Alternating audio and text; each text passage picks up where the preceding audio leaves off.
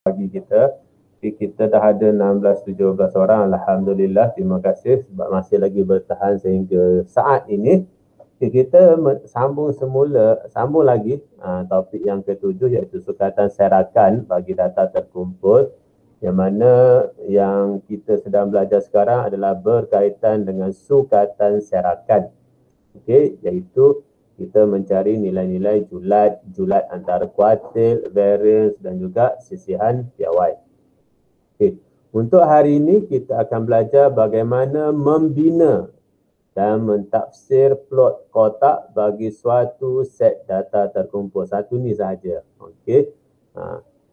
Anda telah mempelajari bahawa plot kotak ialah satu kaedah untuk memaparkan kumpulan data berangka secara grafik melalui kuartil berdasarkan 5 nilai, iaitu nilai minimum, kuartil pertama, median, kuartil ketiga dan nilai maksimum.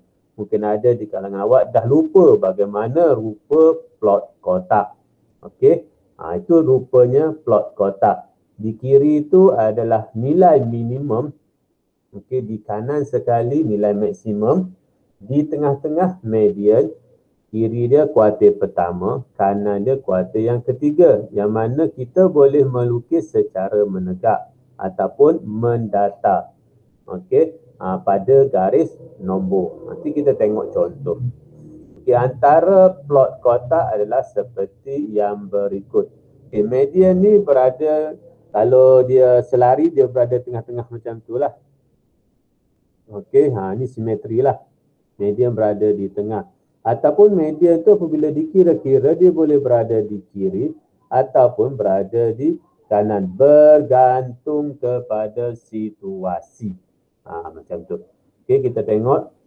Okey, bagaimanakah anda membina plot kotak? Ini revision daripada tingkatan 4. Okey, plot kotak ini akan dibina di atas garis nombor, sama ada secara menegak macam awak buat paksi X tu kan. Paksi X. Kalau menegak tu macam paksi Y lah. Okey, ataupun mendata seperti paksi X. Macam tu. Okey, contoh. Data di bawah menunjukkan markah yang diperoleh oleh 15 orang dalam suatu ujian bahasa Cina. Okey, ini masih lagi ulang kaji daripada topik tingkatan 4. Okey, daripada data itu, kita sepatutnya kena susun dahulu data tersebut. Data yang diberi pun alhamdulillah memang telah disusun. Okey, secara menaik. So, daripada data yang diberi itu, awak kena kenal pasti 5 nilai. Okey, 5 nilai. Apa nilai-nilai yang perlu dikenal pasti? Awak kena kenal pasti mana nilai minimum, mana kuartil pertama, mana median, mana kuartil ketiga, mana nilai maksimum. Okey, kita tengok satu-satu. Nilai minimum adalah nilai terendah ataupun terkecil, iaitu nombor 35. Manakala nilai maksimum adalah nilai tertinggi, iaitu 75. Okey, median pula yang tengah-tengah. So, kita tahu dia ada 15 orang, ada 15 nombor di situ. So, nombor yang keberapa? Yang tengah-tengah tu, nombor yang ke-8. Okey, ini 1, 2, 3, 4, 5, 6, 7, 8. Ini median. Sebelah kanan ada berapa? 7. 1, 2, 3, 4, 5, 6, 7. Sebelah kiri pun ada 7. 1, 2, 3, 4, 5, 6, 7. So, median awak adalah 57. Macam tu. Okey, kemudian kuartil pertama adalah yang sebelah kiri, tengah-tengah, iaitu nilai yang berapa? Nilai yang berada di antara dua nombor ni.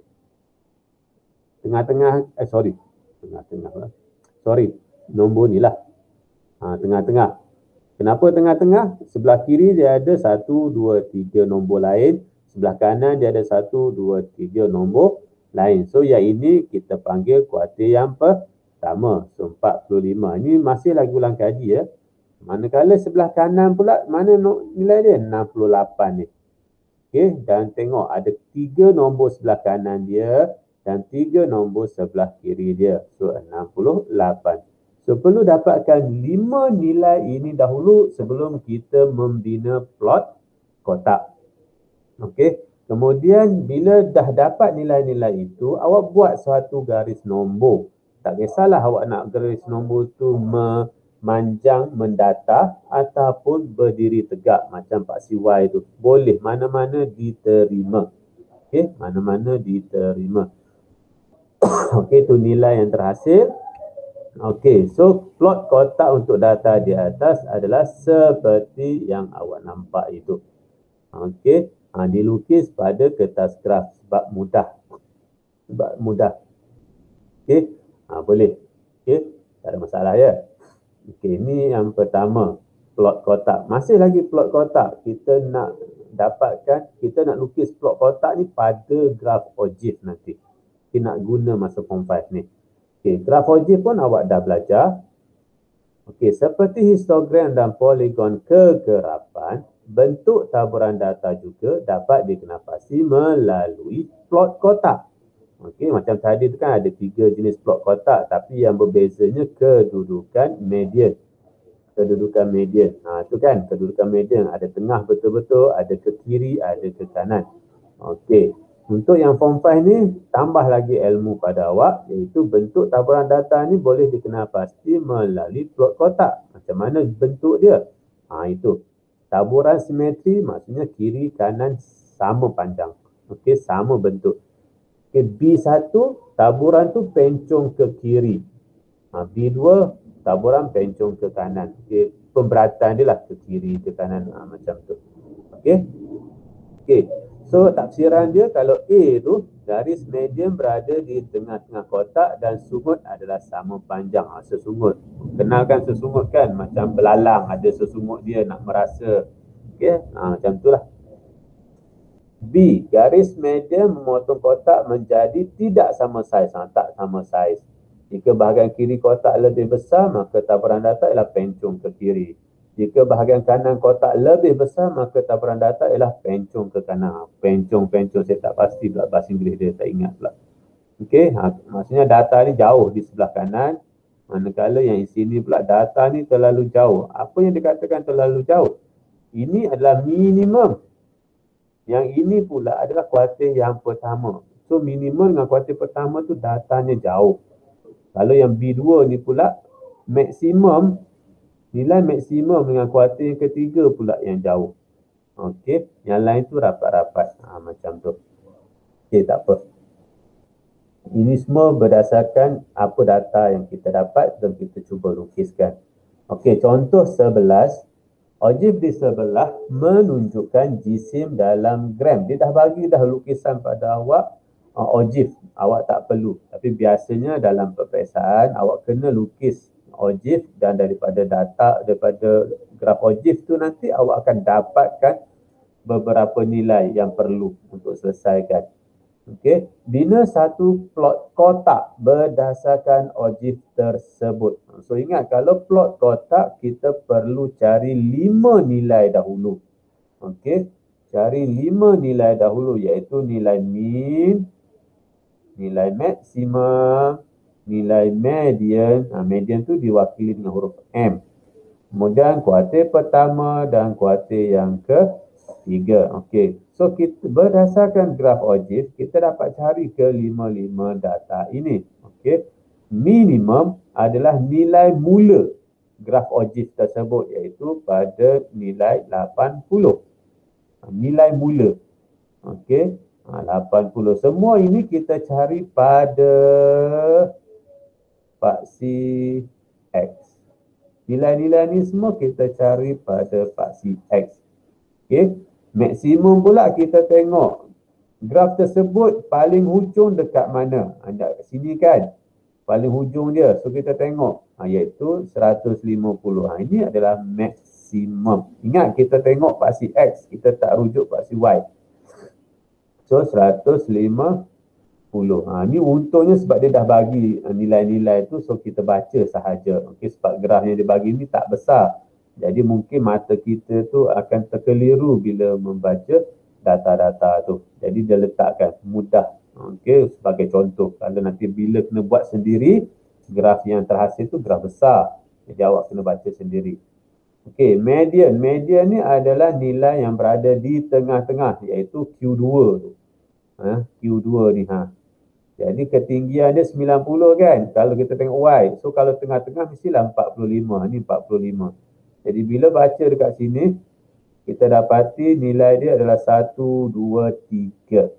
Okey, median tengah-tengah 1, 2, 3. Kuartil pertama. Okey, kuartil pertama kalau 90 ni kita bahagikan kepada 4 bahagian. 90 bahagi kepada 4 bahagian.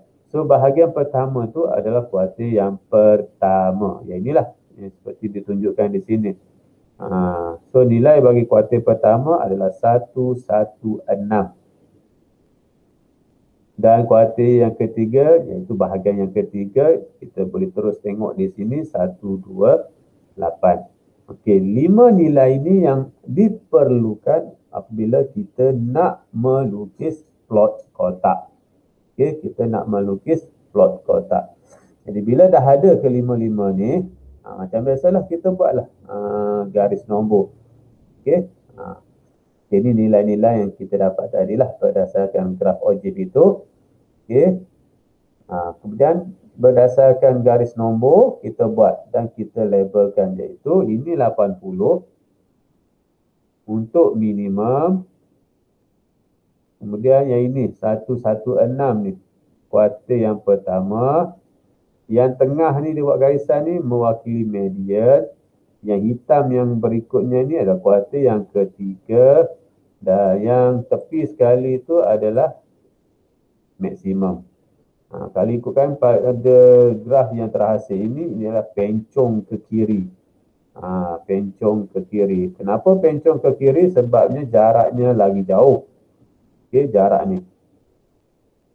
Lagi panjang berbanding dengan jarak di sebelah sini. So pencong ke kiri lah. Okey, pencong ke kiri. Okey, yang mana bila kita dah lukis plot kotak yang diperlukan itu saja. Tapi sekarang ni sekiranya awak dah lukis graf ogif, macam tu kan. Ini graf ogif yang awak dapat. Okey, sekarang ni kita nak lukis plot kotak tu pada graf ogif ni bersama-sama. Bagaimana? Jadi kita tandalah. Minimum ini 80 kan. Kita bawa naik atas tinggi. Kita tanda. Okey, bulat. Ini minimum. Kemudian yang ini kuartil yang pertama kita tanda juga. Okey. Kemudian median. Median mana? 1, 2, 3 ni. Median. Ingat median kita tak wakilkan dengan titik. Kita buat satu garisan macam tu kan.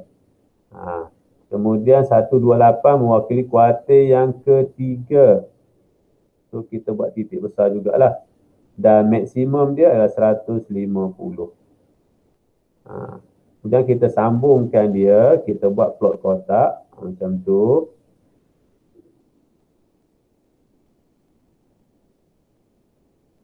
Macam tu. Selesailah. Okey. Selesai. Okey, contoh saya tunjukkan. Jadi macam tu. Tak, ni dalam bentuk kita nak gabungkan. So bila gabungkan jadi macam tu lah. Okey, yang ini yang awak akan buat nanti. Macam tu. Okey, boleh? Hari ni kita baca bagaimana melukis plot kotak pada graf ogif. Okey. Okey, itu latihan untuk awak cuba. Kalau tak silap saya ada 2 sahaja latihannya. Latihkan diri 7.2B ni nombor 1. Okey, dan nombor 2. Itu saja untuk hari ini. Okey.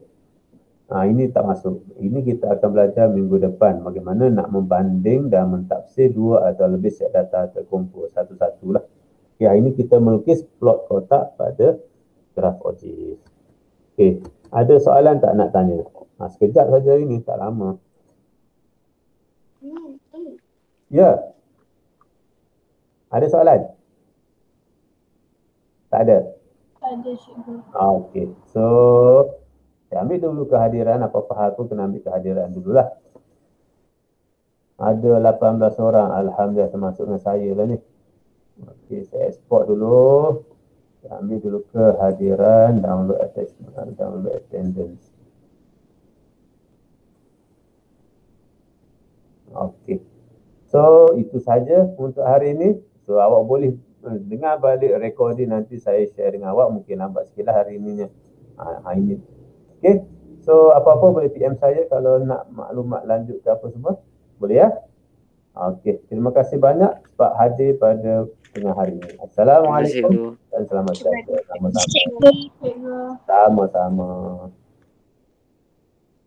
Terima kasih, Cikgu. Sama-sama, Kak Suri.